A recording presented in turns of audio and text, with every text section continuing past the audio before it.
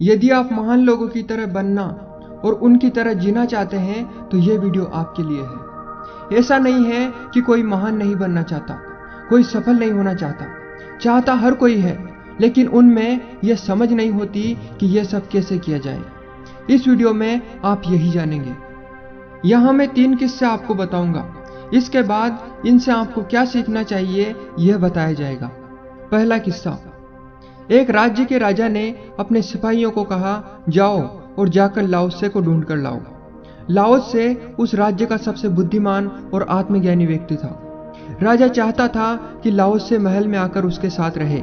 राजा उसे अपने बाद का सबसे बड़ा पद देना चाहते थे, क्योंकि यदि लाओसे महल में रहता तो राजा का सम्मान बढ़ता। लाओसे एक दिन नदी के किनारे बैठे थे। सिपाही उनके पास गए और बोले, चलो, राजा तुम्हें बुला रहे हैं।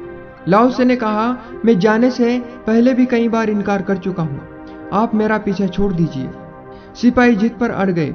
लाओसे ने कहा, ठीक है, मैं चलूंगा, लेकिन एक बात का जवाब दो।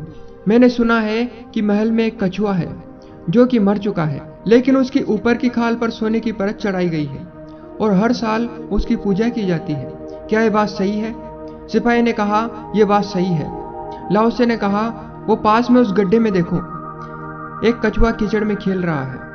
अगर तुम उसे महल के कछुए के बारे में बताओ और उसे ले जाने का प्रयास करो तो क्या वो तुम्हारे साथ जाएगा? सिपाही ने कहा, अगर उसमें अक्ल होगी तो नहीं जाएगा, क्योंकि उसे खुद को सोने में जड़वाने के लिए मरना होगा। बिना मरे उसकी पूजा नहीं होगी।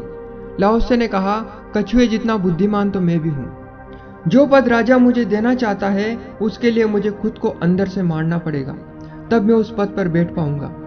कृपया अब तुम जाओ और दोबारा वापस मत आना। मैं अपने अंतरतम को किसी भी कीमत पर मरने नहीं दे सकता। दूसरा किस्सा है। एक महान व्यक्ति एक घर पर मेहमान बनकर रुके थे, जहां पर सिर्फ हस्बैंड और वाइफ ही रहते थे, लेकिन उनका घर काफी बड़ा था। उसमें 100 कमरे थे। उन्होंने पूछा, आप दोनों के लिए 2 कमरे काफी हैं, फिर इतने सारे कमरों की क्या आवश्यकता?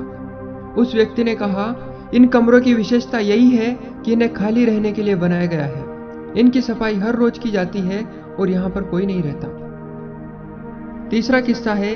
चाइना में बहुत पहले एक प्रथा थी, जहाँ जब लड़कियों का जन्म होता था तो बचपन में उनके पैर में लोहे के जूते पहना दिए जाते थे, और जब लड़कियां बड़ी होती थी तब भी उनके पैर के आकार छोटे ही रहते थे और वो अपने पैरों के सहारे खड़े तक नहीं हो पाती थी।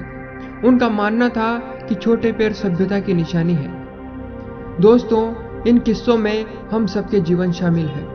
हर व्यक्ति उन लड़कियों की तरह अपने पैर में लोहे के जूते पहने हुए हैं। आप अपने आप से कहते आ रहे हैं कि मेरे लिए ये कठिन है, वो कठिन है, हमारी परिस्थिति ऐसी है, और न जाने क्या क्या बहाने आप बनाते आ रहे हैं। आपने अपने आप को किसी न किसी विश्वास रूपी जूते से बांध रखा है और पैर बड़ा नहीं हो रहा है तो दुखी हो रहे हो। जो नकारात्मक विचार रूपी लोहे के जूते तुमने अपने दिमाग, अपने विचारों में पहन रखे हैं, उन्हें खोल दो। तुम्हारे पैर अपने आप फिर से बड़े होने लग जाएंगे।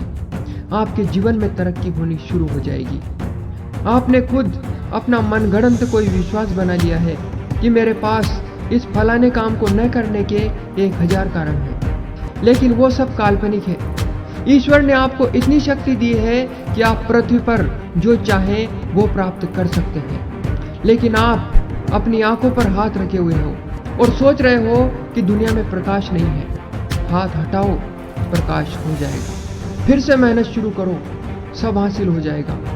कुछ लोगों की मानसिकता केवल उस हस्बैंड वाइफ की तरह है जिन्हें सिर्फ पैसे कमाकर 100 कमरे बनवाने हैं। 100 कमरों का क्या करोगे?